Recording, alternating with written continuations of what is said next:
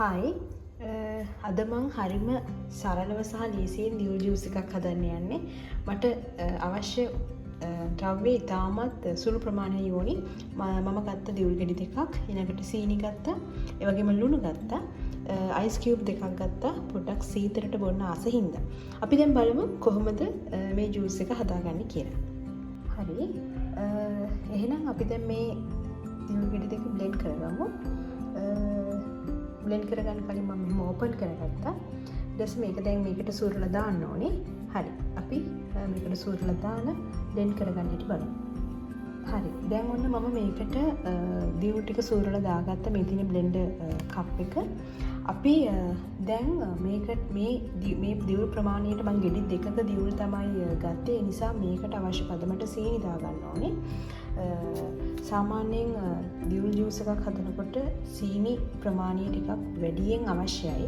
ඒ නිසා අපි පදමට දාගන්න ඕනේ. මුලින් දාලා බලමු මදි වුණොත් පස්සේ අපි තව ටිකක් දාගමු. හරි. දැන් අපි අපේ දියුල් එකට අවශ්‍ය පදමට සීනි දාගන්න ඕනේ. මම දැනට සීනි හැඳි 3ක් දැම්මා. අපි තව සීනි හැඳි 2ක් පමණ දාගමු. හරි. එතකොට සීනි හැඳි 5ක් විතර දැනට දාලා තියෙනවා. අපි මදි වුණොත් පස්සේ දාගමු. ඊළඟට ලුණු දාගන්න ඕනේ. ලුණු නම් ස්වල්පයක් යෝනි. ඒ නිසා අපි ඉතාමත් සුළු ප්‍රමාණයක් ගමු ලුණු. මේ ප්‍රමාණය වගේ තමයි මම දාන්නේ. තව චුට්ටක් අපිට ගන්න පුළුවන්. මොකද දියුල් ගෙඩි දෙකක් ගත්ත නිසා සාමාන්‍ය දියුල් ප්‍රමාණය වැඩියෙන් තියෙන නිසා. හරි. දැන් ඔන්න අපි සීනි දැම්ම, ලුණු දැම්මා. දැන් අපි මේකට අවශ්‍ය ප්‍රමාණයට වතුර දාගන්න ඕනේ.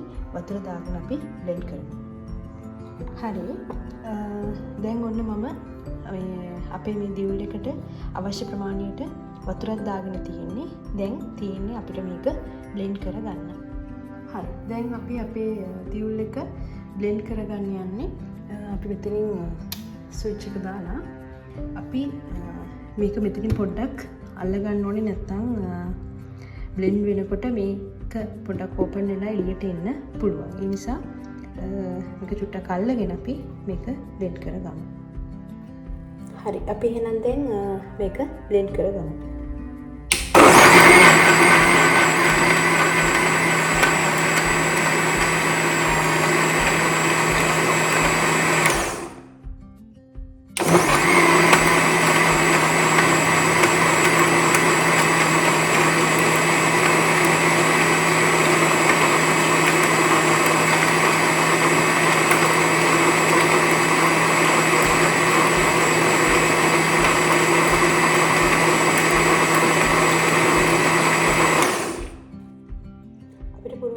හොඳටම බ්ලෙන්ඩ් වෙලාද කියලා බලන්න පොඩ්ඩක් ඕපන් කරනවා.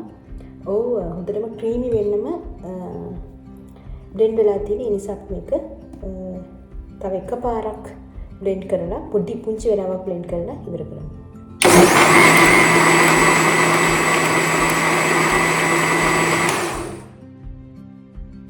මේ තියෙන්නේ සම්පූර්ණයෙන්ම බ්ලෙන්ඩ් වුණාට පස්සේ තියෙන දියුල් එක හොඳටම ක්‍රීමි වෙන්නම බ්ලෙන්ඩ් වෙලා තියෙන්නේ. ඒ නිසා දැන් අපිට පුළුවන් මේකේ ලුණු රස, පැණි රස බලලා අවශ්‍ය නම් ඒ අවශ්‍ය ද්‍රව්‍ය ටික එකතු කරගන්න. මම දැන් මේකට අවශ්‍ය ලුණු සහ සීනි නැවත එකතු කරගත් අවශ්‍ය ප්‍රමාණයට යම්කිසි ප්‍රමාණයක් සීනි මදි වෙලා තිබුණා. දැන් අපි මේක කෝප්පෙට දාගමු.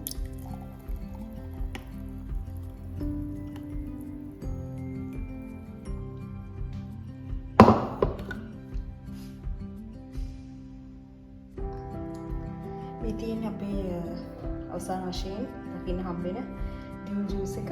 අපිට පුළුවන් මේකට අයිස් කියුබ් දෙකක් වගේ දාගන්න. දෙකක් තුනක් විතර දාගන්න පුළුවන් සීතලට බොන්න කැමති කෙනෙකුට.